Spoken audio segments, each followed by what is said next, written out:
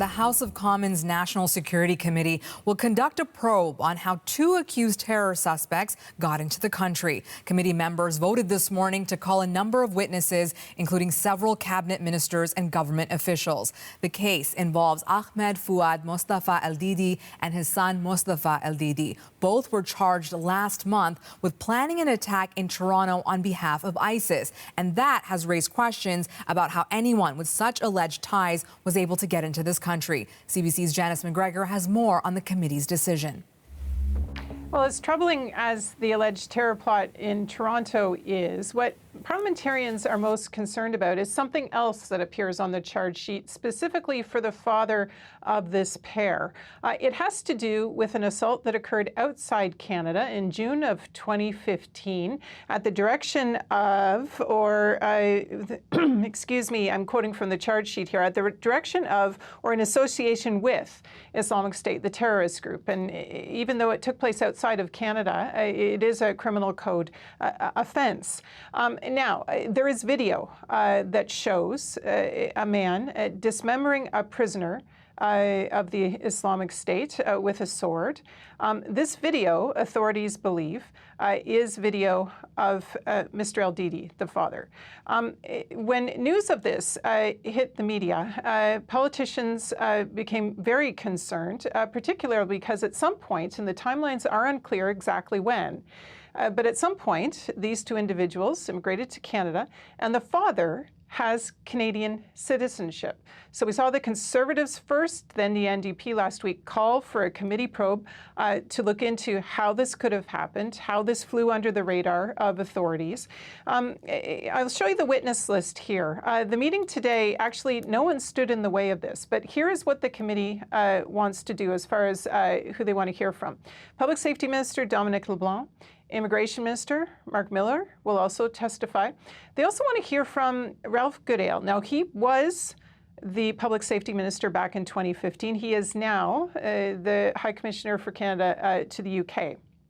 They also want to hear from the head of the RCMP, Commissioner Mike Duhem, the acting director of CSIS as well, Vanessa Lloyd, as well as the head of the Border Services Agency, other top officials, deputy ministers from relevant security agencies. So a number of witnesses they're going to seek some explanations and accountability from.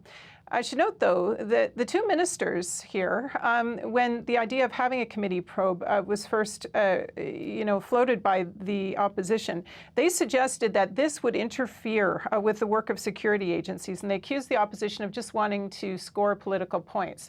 Now, nevertheless, the Parliamentary Secretary, Jennifer O'Connell, for the Minister of Public Safety, was part of the committee discussions today. She actually introduced a motion to call the ministers to get some answers. Here's how she explains how they worked around the concerns the Liberals apparently had last week about doing this. Court-ordered publication ban. So in terms of some of the information that's going to be able to be shared will be limited because obviously we want the police and prosecutors to have a successful outcome of their case.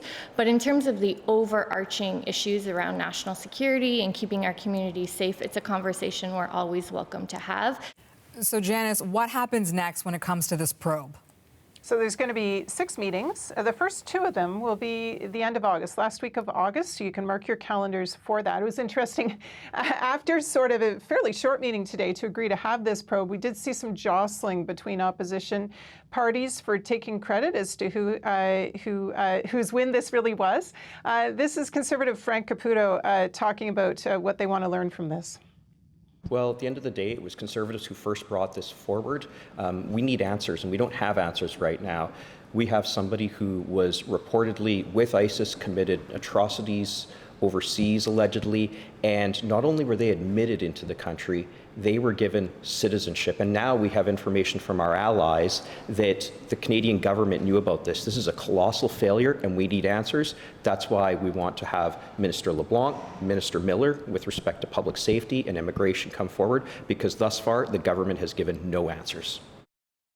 And just to explain what he was referring to there is new information now emerging from the police that indeed these 2 were not on their radar at all. until CSIS received a tip from an allied country. They weren't aware of this video.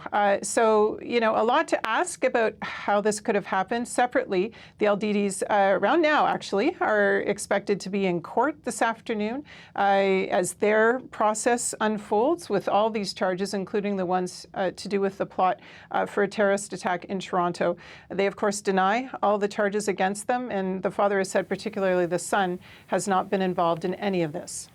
Janice McGregor in Ottawa.